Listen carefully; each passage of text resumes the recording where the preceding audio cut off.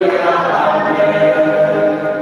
Seigneur soit avec vous. Et avec votre esprit. Évangile de Jésus-Christ selon saint Luc. Gloire à toi, Seigneur.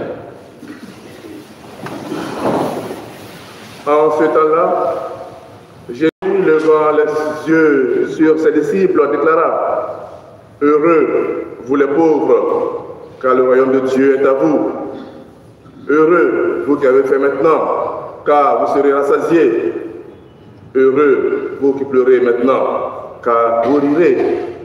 Heureux êtes-vous, quand les hommes vous haïssent et vous excluent, quand ils insultent et rejettent votre nom comme méprisable à cause du Fils de l'homme. Ce jour-là, réjouissez-vous, tressaillez de joie, car alors votre récompense est grande dans le ciel. C'est ainsi en effet que le Père traitait les prophètes. Mais quel malheur pour vous, les riches, car vous avez votre consolation. Quel malheur pour vous qui êtes repus maintenant, car vous aurez faim. Quel malheur pour vous qui riez maintenant, car vous serez dans le deuil et vous pleurerez. Quel malheur pour vous, lorsque tous les hommes disent du bien de vous. C'est ainsi en effet que le Père traitait les faux prophètes. Veuillez vous lever. Acclamons la parole de Dieu. Louange à toi, Seigneur Jésus.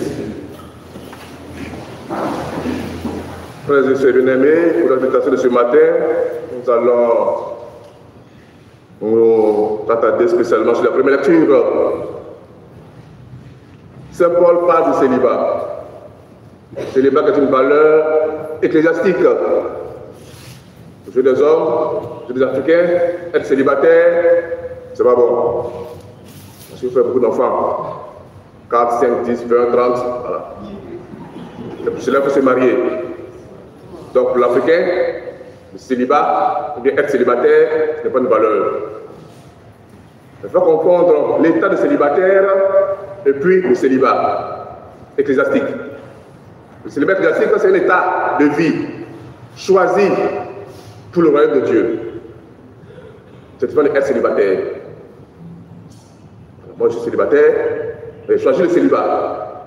Là, sont célibataires parmi vous, ils n'ont pas choisi le célibat. C'est pas la même chose. Parce qu'il fuit le célibat. Donc elle se marie, j'ai fui le célibat. Donc on va sur l'évaluation, on parle le célibat, on boit le célibat, comme disait l'autre là.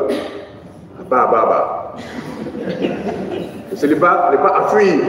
Le célibat est une valeur qu'il faut promouvoir dans l'église. Et le rôle des consacrés, le rôle des prêtres, c'est de promouvoir ce célibat-là comme un état de vie choisi en vue du règne de Dieu. Il faut faire la différence. Il faut faire la différence. Je sais pas que vous comprenez. Même ne pas compris. Voilà. C'est pas évident. C'est l'esprit qui veut mettre réaliser cela.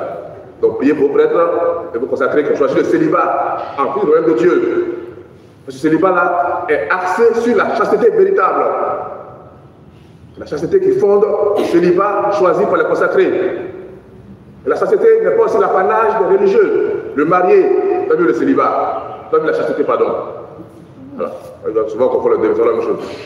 Le marié doit vivre la chasteté en respectant son état de marié, en étant fidèle à sa femme, en étant fidèle à sa vocation de père et d'éducateur. Voilà. C'est que la chasteté du marié. La chasteté du prêtre, du religieux et célibat, c'est de vivre dignement son état, le respect de son état et de son être sacerdotal qui est lié au Christ, nous à la Vierge Marie. Donc demandons au Seigneur la grâce que ceux qui ont choisi le célibat pour le règne de Dieu puissent le vivre dans la vérité. Ceux qui ont choisi également le mariage puissent le vivre également dans la vérité. Ceux qui ont choisi de vivre un jour le mariage, puissent se préparer à vivre véritablement le mariage sans papillonner.